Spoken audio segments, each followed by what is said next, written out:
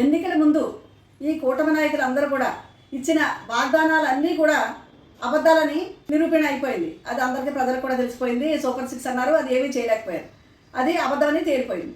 అలాగే వీళ్ళు అధికారంలోకి వచ్చిన తర్వాత ఈ కూటమి నాయకులు చంద్రబాబు నాయుడు గారు కానీ, లోకేష్ నాయుడు గారు కానీ, అలాగే పవన్ కళ్యాణ్ నాయుడు గారు కానీ, వీళ్ళందరూ ఇచ్చిన మాటలు, చెప్పిన మాటలు, మరి ముఖ్యంగా జగన్మోహన్ రెడ్డి గారి మీద వాళ్ళు అనవసరమైన నిందలు వేశారు. అంటే వేసిన నిందలన్నీ కూడా చాలా తప్పు అని కోర్టుల ద్వారా, అలాగే సిబిఐ సిట్ ద్వారా కూడా ఇవన్నీ అబద్ధమని మరొక్కసారి నిరూపితమైంది.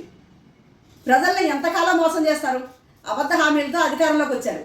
అలాగే అధికారంలోకి వచ్చిన తర్వాత కూడా జగన్మోహన్ రెడ్డి గారి గురించి ఎన్ని తప్పుడు ఆరోపణలు చేశారు.